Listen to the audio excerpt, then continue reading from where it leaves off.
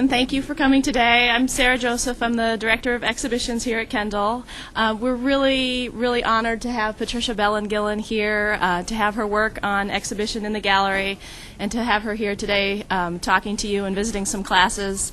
Patricia is the endowed chair at Carnegie Mellon University. She also recently became associate head of the school, so she's busier than ever. So it's doubly lucky that she was able to come here this week. I'm just going to let Patricia get started and talk to you about her work. And I'd also like to remind you that her work is going to be in the gallery until November 3rd. So if you haven't gotten a chance to go over and see the exhibition, please do so, because it's just really wonderful. And welcome.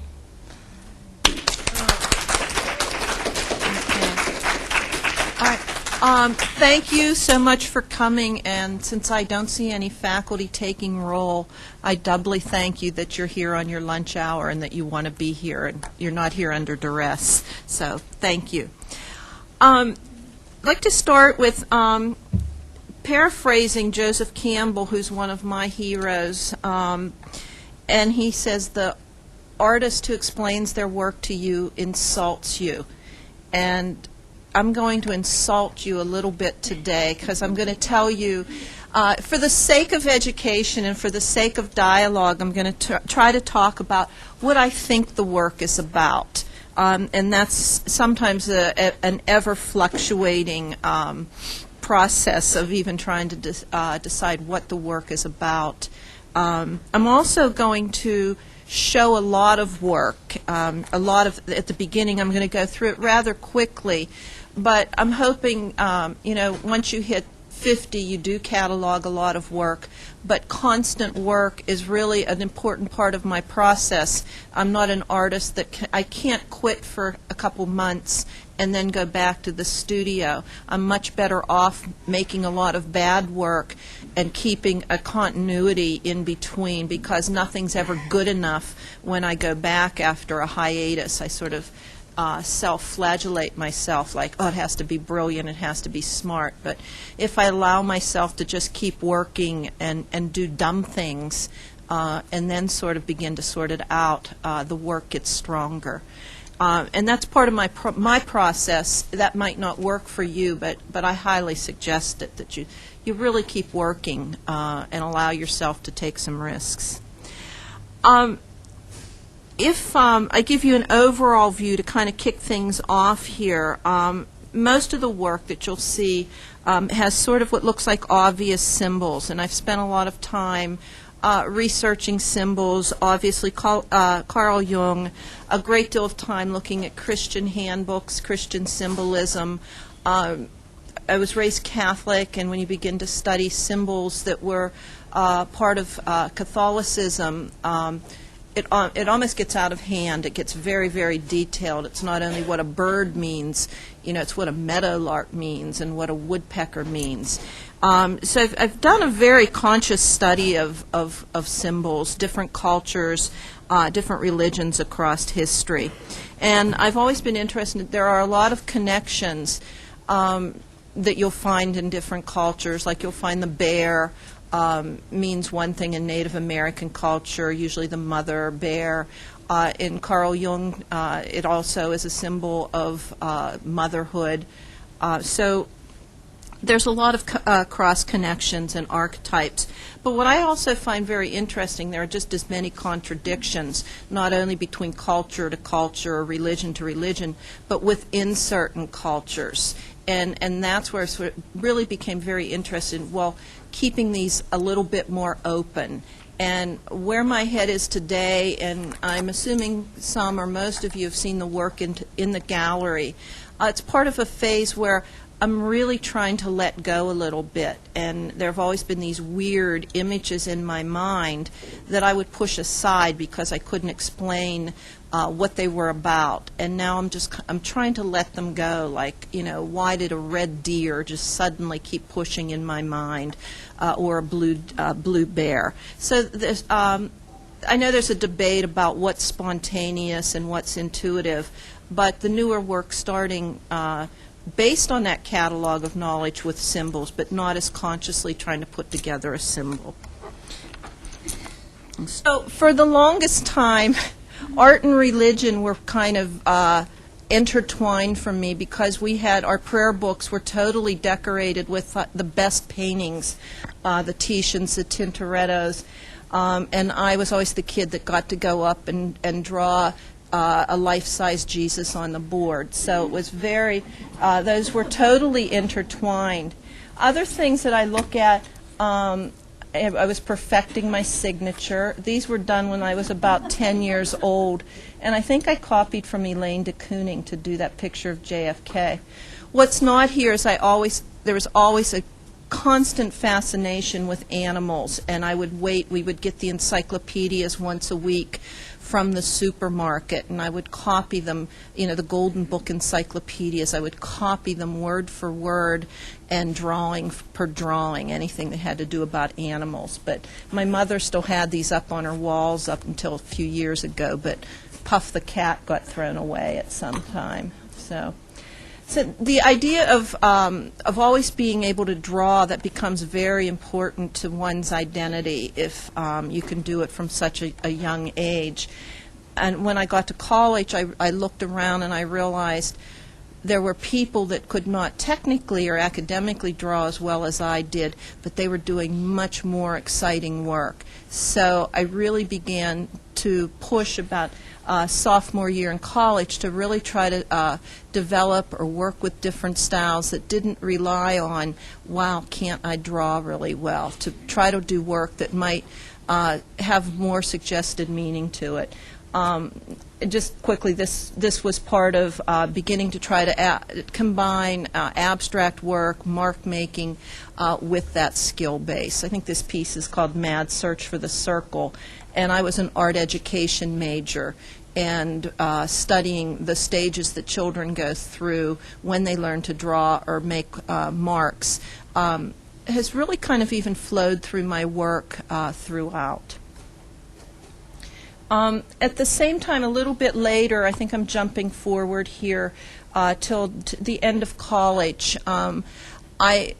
I kept these things, began to keep these things very separate for good and bad reasons. I was doing this series of photorealistic drawings, and they sold really very well. And so I kind of kept doing those a lot longer than I should because everyone I could get to the gallery sold. And it was nice to have the money, but I think it locked me into something a little bit too young and too early, and I don't feel like I continued to grow as much as I could. But at the same time, it's sort of like the right hand was doing this and the left hand was having a lot more fun.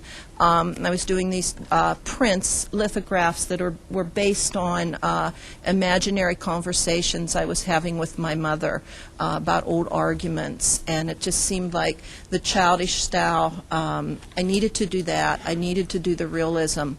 And I'm not a believer in an artist should have one style, but none of the pieces seemed entirely satisfactory to me. I felt it was important to start combining the styles so that each piece might have a little bit of what is spontaneous and what is very academic. And I kept doing these probably for the wrong reasons because they kept getting into every print show that I would send them to. So they eventually came together, but I think it's still one of my struggles. And this was sort of one of the attempts to kind of go back and start to bring the pieces, the varied styles together. And it's very timid. The kind of childish drawings are yellow over yellow and barely there. This is an early work, probably, again, right out of college, trying to recombine the styles. But they stayed very isolated, I think, very timid. Another thing, just to talk to you about process, for me it's incredibly important that I keep reading, that I keep reading magazines, that I keep reading books, and kind of keeping aware of what might be going on in politics or social causes, not necessarily to feed it into the work. Sometimes it does, sometimes it doesn't. But I won't go into depth but early here, but political issues that were happening in Central America influenced these. These are prints. These are monoprints, and if anyone's here from the print class, we can talk technique a little bit later. Again, I'm trying to come back and recombine the styles, and there was something about keeping the images separate rather than trying to combine them in one big composition, that I was hoping each section would be read as a symbol unto itself.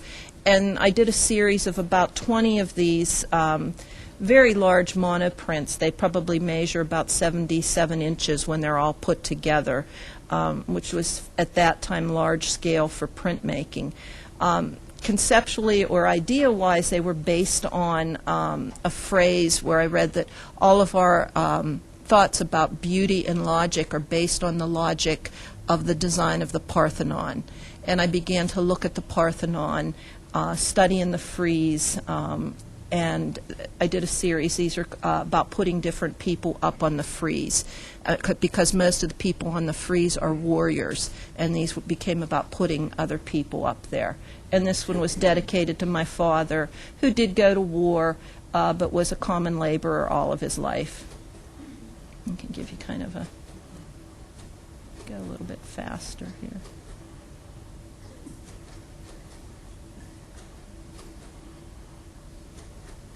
Was dedicated to educators. The paintings I really began to push and try to combine. I guess I'm a postmodernist girl. Really push even more varied styles. I'm constantly collecting books, old encyclopedias, children's. I love old children's books for the illustration, and I love to have just this whole bank of imagery with me at all times. And somebody gave me a van load of Encyclopedia Britannica from about the 30s, and so I began extracting a lot of images. And the whole religious thing comes back. This one is Veronica's Veil, and I was doing a series of work called Spectator Sports, and it was about religion as being a spectator sport. And that was called Cheering the Veronica. This one's called Cheering the Samaritans. They're quite large, on the scale of the pieces that are in the gallery. This piece got me in trouble. It was based on a story that I just stuck so closely in my mind from when I was like 10 years old. During Mass, our priest was talking about if you dress too well, that's vanity, and that's a sin. But if you dress very sloppy and you embarrass your family, that's also a sin. And I remember even at 10 years old thinking, this seems like a waste of spirituality. This seems like a wasted moment here. And so this is called Vision After the Sermon. And that's me looking, and it was just a corny recommendation of if that's all true, then will we wear Mal's little coat, which I realized I have on today. This is the second, Vision After the Sermon, Silencing the Saints. And I'm trying to really work back and forth so that the very cartoony or childlike imagery isn't always secondary, to try to work with it so it can hold its own. And I found this illustration in an old physics book, and it's where the little, the good little ions or neutrons are being attracted to the magnet, and the bad ones are being repelled. And I remember it just was a corny thought of, well, here's Gandhi, and he didn't dress too well, so where does he stand on that scale? A series of these paintings, I also felt these were a pivotal point for me. In between all this, I've always been very active as a printmaker, primarily as a lithographer.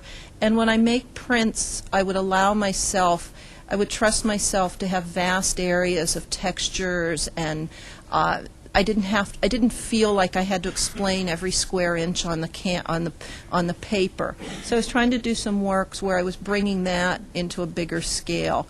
And these are technically begun with raw canvas that I would water down house paints and do these stains and textures before I began the painting.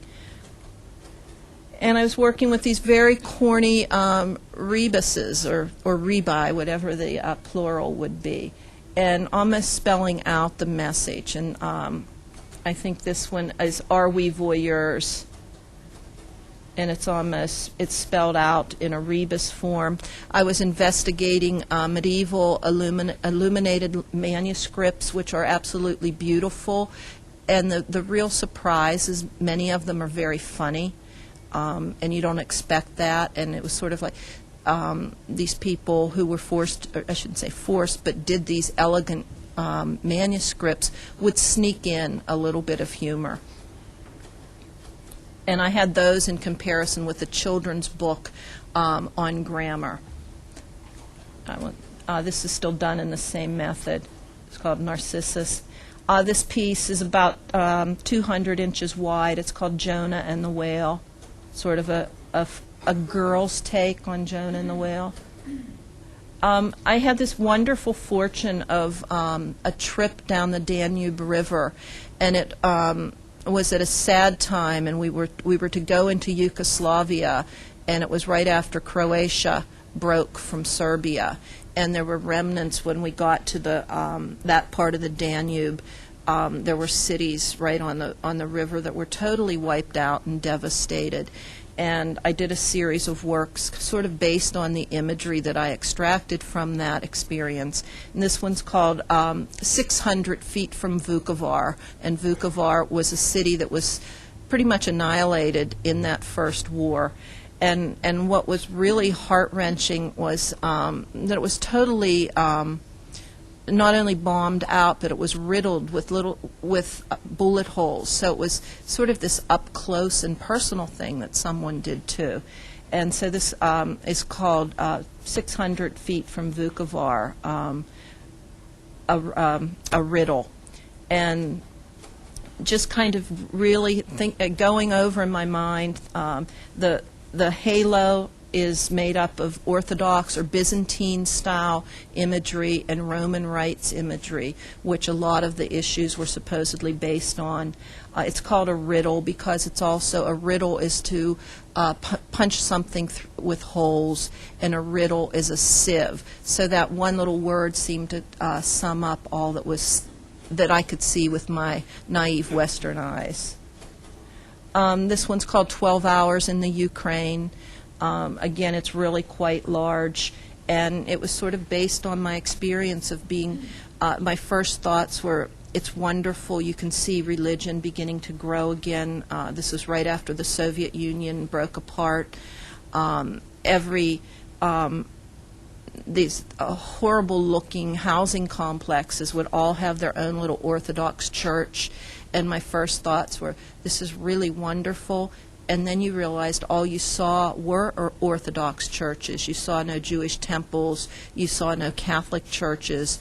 You saw no mosques. So it was sort of a scary thing of there's going to be one voice again, and it's going to be this Orthodox religion. It's not going to be a mixture.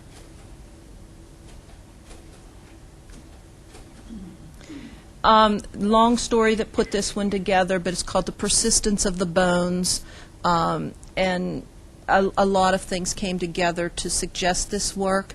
Working with an anorexic student, finding my old books from Catholic school where every one of the passages about female saints started with, she was the most beautiful girl in the town. And it was like, what, plain girls can't be saints?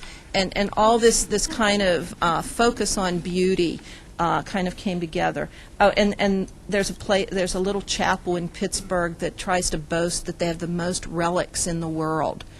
And there's, a chapel half the size of this room is crammed floor to ceiling and over the ceiling with little relics of saints. And this is more about me not even translating what a relic is. So every bone is gold-leafed, and then there's the name of a Catholic saint, a female Catholic saint written on it. This is called Obscuring What Is Good. I kind of want to move on. This one's called Scrim. Till human voices wake us and we drown. The issue about Christian Science versus creationism versus Darwin comes into my work, and was coming into it almost every year because my husband taught fourth grade public school, and every year he would teach just the fourth grade level of evolution, and someone would come in and try to get him fired. So it just, is to see that was still an issue. It keeps kind of popping in my mind. These are called The Marriage of Darwin and Agassiz. I kind of move a little quicker so we can talk a little bit in depth. Trying to just bringing the figure back in for a while, trying to combine other materials. The panel on the left is fun fur, and I liked it because it was strangely elegant when it was put up on the panel. It almost looked like an abstract piece, but it also has sort of this feeling of comfort to it.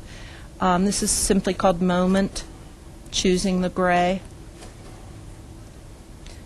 I found this image of Mexican wrestlers, and it fell upside down on the floor, and when it was upside down it looked more like a dance.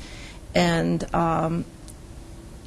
I could go into the turtle is a good symbol. I don't know if you're many cultures actually believe that there's a turtle holding up the universe, and these two forces that you could see as antithetical forces are holding on, and they're balancing on this turtle, but if they let go, they're going to fall apart. The turtle's a great symbol in Christianity. It's a good symbol because it carries its house on its back. It's a symbol of domesticity. And then the next page, it's evil because it hides and lurks in its house. So I really like those contrasts that don't always make it perfectly clear. Again, this one's called Pivot.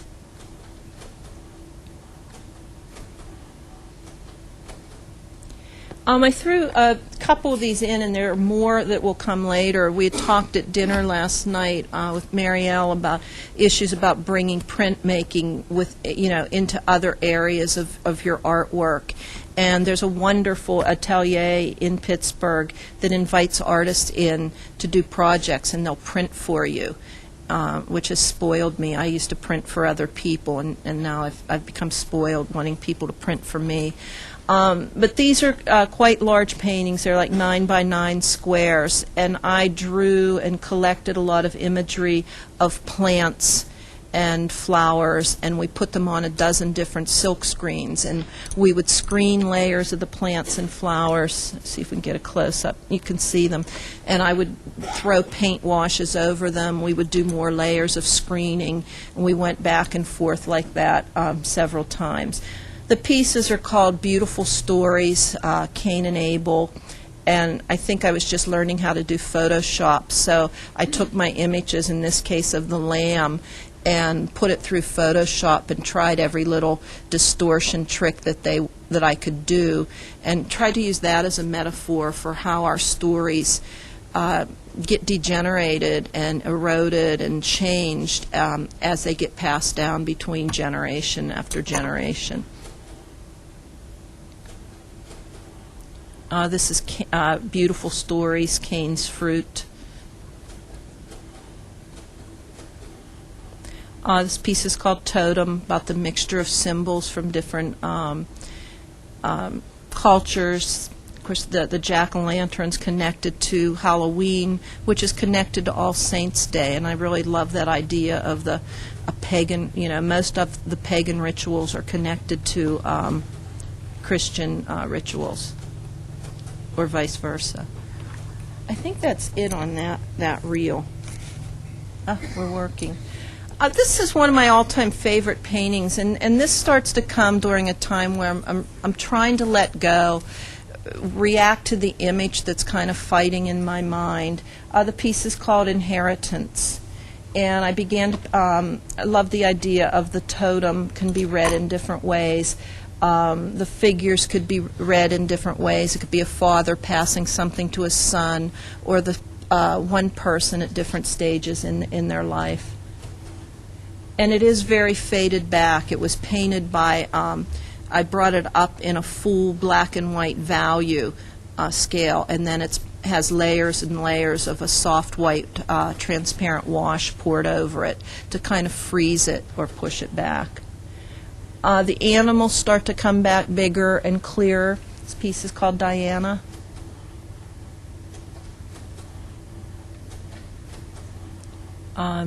Learning to sing.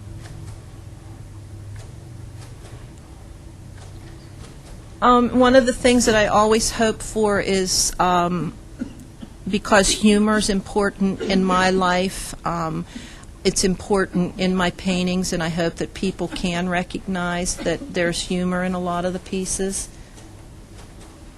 Trying to move on here. This piece is called Girl with My Hands, Jumping or Falling.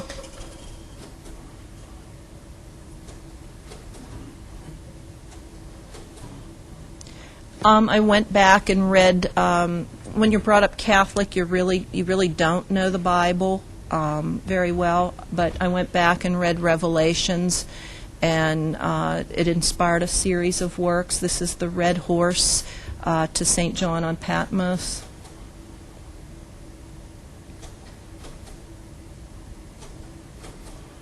This is the Green Horse from the Four Horsemen of the Apocalypse.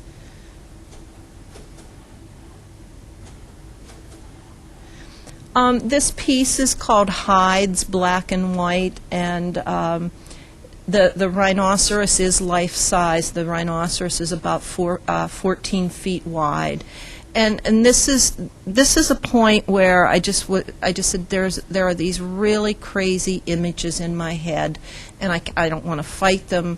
I don't care if I can't explain them, and in many ways, starting to work with those, the work has become a little bit more meaningful for me. And I think, other people have come to me with different interpretations, and I kind of like it. For me, it was sort of about the little girl is holding, her head's in a book and failing to look at what's right in front of her, something as simple as that. I had two people say, wow, that's really incredibly sexual. But I kind of missed that,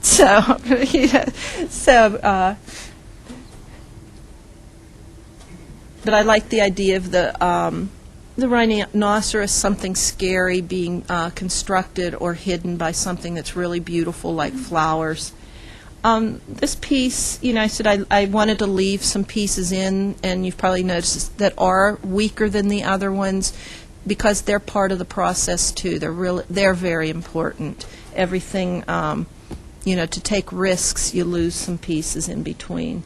And this piece was a reflection of a couple books I was reading. One was called The Black Dog of Fate, and Alina and I talked about it. It was about an Armenian looking back on his roots, and also a beautiful book called Things Lost at the Time of Creation.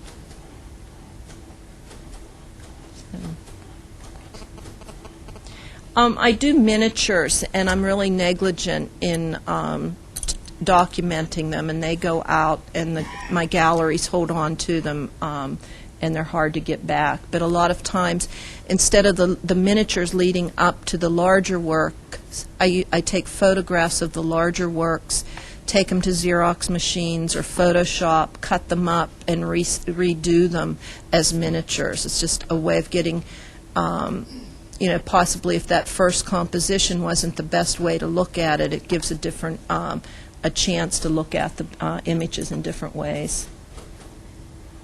You can see this is from the.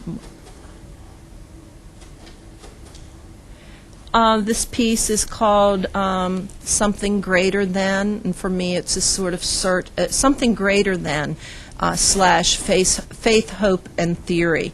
And it's always this kind of looking for something bigger, whether it be God, or I tease my MFA students and my colleagues who are art historians and critical theorists, that bigger umbrella for art, trying to fit one's art into a current theory. And it was kind of inspired with the new theory on dinosaurs, that one big vein of dinosaurs are the ancestors of chickens. And so the dinosaur is painted on, I think the panel's about 100 inches wide, and it's covered with white feathers. And then the dinosaur's painted over those. Let's search. I inserted these also because of our discussion about printmaking, and this was an installation that I did in Japan. A group of us were invited to be in an exhibition in Nagoya, Japan, and they asked us to study the history of one of the teachers of Buddhism, a specific teacher, Renyon. And so after studying the teacher and then comparing his thoughts and Buddha's teachings to those of Christ, they really crisscrossed. And one of the symbols that crisscrossed constantly was the image of the fish, the image of fish for Christ, and the fish is a symbol of Buddha. And both of the religions preach about cleansing through their religion. So I did woodblock prints on 2,000 blocks of soap, and the number 2,000 was even significant. And just probably shouldn't confess this story, but after we got there was a little bit of giggling. And here I should have researched my symbols a little bit better, because soap woman is a euphemism for prostitute in Japan. So, but it is one of those things where maybe you can't control that, and you have to go with what you believe, and it makes the work a lot more interesting. This is another piece based on the idea of beautiful stories, Cain and Abel, and it's quite large. There are more sections to it than this. There are probably about 200 of the gold books, and they are Encyclopedia Britannicas that were soaked in polymer medium until they were stiff, and then covered with gold leaf. And then I have a lot of little silk screens around my studio that have images on them. And I would silk screen the image of the lamb, do some layers of paint. And again, these are from my limited level of working with Photoshop, the distortions. And again, this one is about trying to find the essence of the stories, because my belief is that things change. And this one also incorporates printmaking, and this one is another in part of the series, Beautiful Stories, and the Multi-Headed Beast. I think I have a more poetic name, but I forgot it for right now. But I found, if you can see the underlying panels, I stole some images from Albrecht Dürer, who did a series from Revelations of the Virgin slaying the multi-headed beast, but that image pops up in many cultures, including Greek mythology, and you can see someone slaying a multi-headed beast there. And I don't think I have a detail, there is a Native American story of slaying a multi-headed beast. So they're each blown up to about 30 by 45 inch panels, and we screened and I painted and screened and I painted to produce the piece.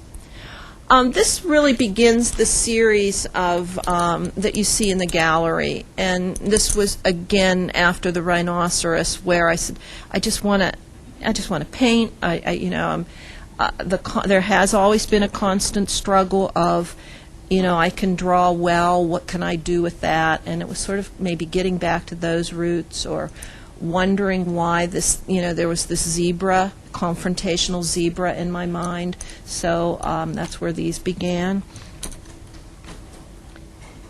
and one of my colleagues has dubbed me the painter of snouts. So that's my claim to fame, that no one paints a snout like me. For me, the zebra, I think, is an interesting symbol because it's not.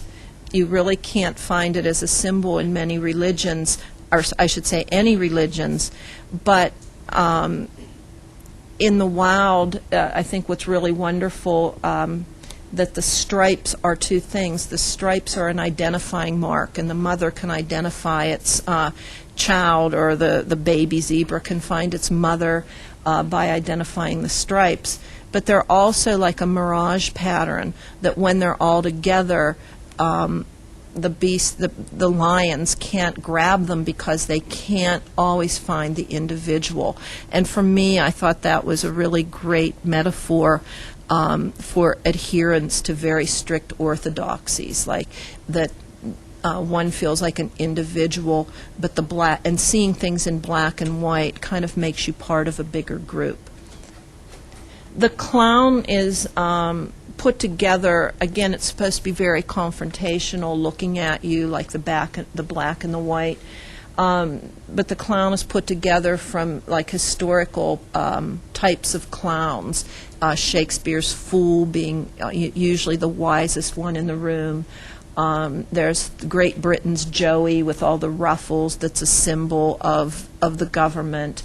The Punchinella and the striped legs. So it's sort of all these combinations of clowns from throughout history who are often the wisest. The clown or the fool is often the wisest person in the story. And what you couldn't see were their little plastic eyeballs, those little goo-goo eyes all over it too. This piece is called Embrace, and again, it's trying to combine not only different drawing elements, but bringing realistic elements in, and something that might be serious through maybe bad humor. But I saw it as the extensions as the arm of the bear, and at the end of the bear's in this very classic portrait prototype, and then I painted these bouquets of flowers with these goofy little Disney-like faces so that they would be inviting, but just playing off the idea that there's all this warmth and love and humor, but the embrace, when it pulls you in, it's still a bear. So if there are any psychologists in the room, you could probably have a field day with me. This one's called Your Big Tears, and just from a personal kind of experience of how someone's tears stay with me and kind of control me. It's like I know these tears are like kind of watching me in a bad way, so this was sort of dedicated to that. And these are taxidermy eyes. This piece is called Breath, and I can't. It's a beautiful title on the other side of that. I should probably look at my catalog, but it also has its breath. Spaces left unfinished at the time of creation is the title, and the stag, or the deer, the buck, is a symbol for Christ in Catholicism, and I guess it's a rare one, but there are two saints that Christ appeared to in the form of the stag or the hart, and this is about the breath, the belief that creation comes from Christ or God. There's an empty wooden frame on this sort of Malevich constructivist abstract that's sandwiched with it about something being unfinished, something being constructed. And if you look at some of the works that have the multiple panels, I'm really, really trying to push the limits of what might work together.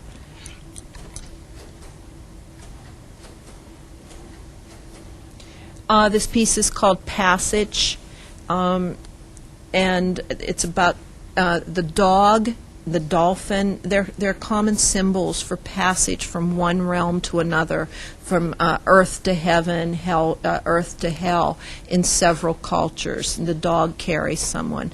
And in this case, it's the monkey who might be a fool. And for me, I saw it as moving towards a metamorphosis of the two creatures. And a person that wrote a beautiful essay saw the kind of image from the Lascaux caves, and sort of a going back of human nature.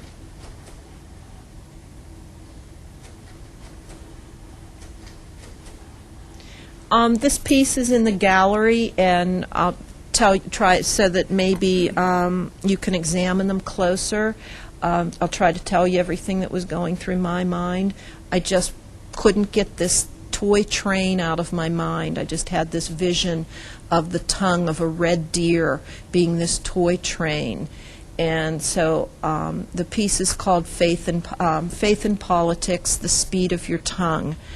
And again, the red stag is the symbol of Christianity. And for me, the train really became a symbol of missionary work and colonizing, and that's how a lot of missionaries got throughout India, throughout Africa. And it's sort of just these words leaving, and the politics and the words of Christianity eventually become entwined. And the little figure that's up in the haze is just a little drummer boy that beats.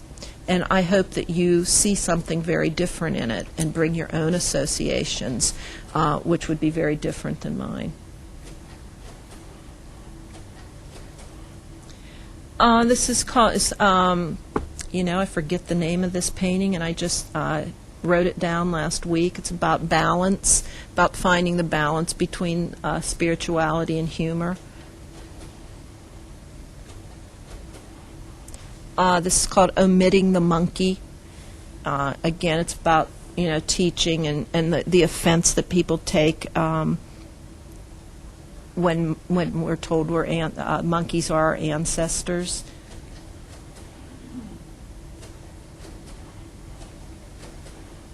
This piece is also called Passage, Leaving the Water. And again, the dolphin in Christianity and in Greek mythology and even some Native American cultures is known as something that takes you past one realm to another. And the idea of leaving the water, how far are we to going to the little warplanes? This piece, and this was probably the last one we'll talk about, was inspired for me by today's politics, and it's called Stealing God, Faith in Politics, Stealing God. And for me, the wolf, again, is a symbol in Native American culture and several other cultures. It's not a good symbol. It sneaks in. It steals things. And I found this image of this wolf in sort of a supplication, almost like a praying form. And it's facing the lamb that's the lure.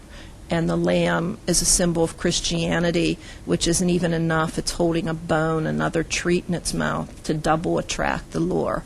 And I've just found a parallel with what's happening with the very far right of Christianity and its hold it's trying to have on politics, and one sort of fooling the other to me.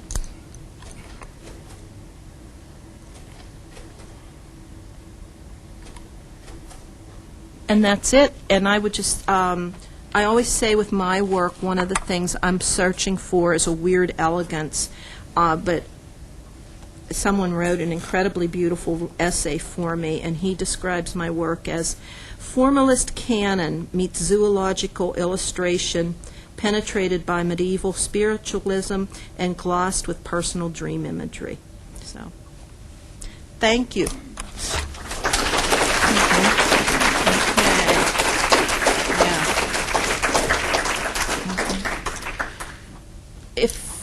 Does anybody have any questions about anything, technique or the ideas? Or I have a quick question. You were saying that a lot of times sometimes your images come from ideas from books and stuff like that. Do you have to get permission from the original author to use those images, or like because they're your own ideas and you twisted them so much? Well, I think artists have called that different things, appropriation. I actually do call it stealing. In the early work, I was using very obvious paintings. Most people could probably identify even the artist that did them. Like a lot of them are from the C&Es, and that's appropriation to me. And I use them to give them time signatures and to really reflect on that time. It's not like I'm saying if I use the Mona Lisa that I did the Mona Lisa. I'm using sort of what she's become, sort of this icon. Even the work that I'm doing now, I don't have a problem with using images directly from books, but I really don't.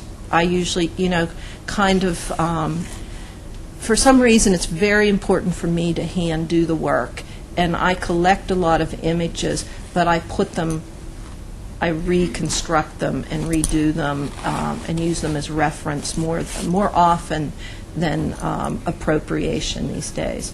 But I think that's sort of constant talk that artists are going to have. And I think because, especially your generation, you've grown up in such an image world, and things are so close at your fingertips that it's a very different thing now. And I've noticed, oddly enough, in situations with a lot of younger artists, they respond so much stronger to the images that are found and appropriated than to the hand-done images. So I haven't been arrested yet, so we're okay. Yes. Could you talk a little bit about, a number of the pieces had sort of like a single line, maybe that last one, the green with the dolphin and the monkey, and then surrounded in red, the line again. Is it that same breath? I think that they're usually doing a couple things for me, and I've noticed way back, even in college, I was doing it, and what I think it does is I think sometimes it pushes things back, especially when I'm working realistically. That it's sort of like a contradiction that comes and said this is not a scene of this. This read this as a whole. Push it. It's pushed back. Read this whole thing as a symbol rather than as a scene of a monkey on a fish. So it kind of flattens it, crosses out, pushes back.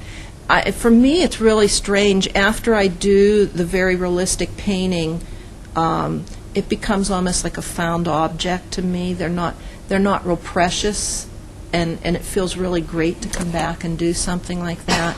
So that's how I read them. Especially in the monkey, it really gave me the chance to make that green glow. I don't know if you've been in the gallery. You were at the gallery last night. It's almost like Gatorade, the green, but it's more like that because of that red glow that's on it. So I think a lot of things it serves. Just on top of her question, those of us who teach 2D design include Gestalt principles, one of which, of course, is continuity. And your use of line, I thought, would be tremendous for the students to see. And you haven't mentioned continuity as you spoke in response to the line question. But as I first saw your work, I thought, these are linkages. They flow over the frame. There is this evolution within your work.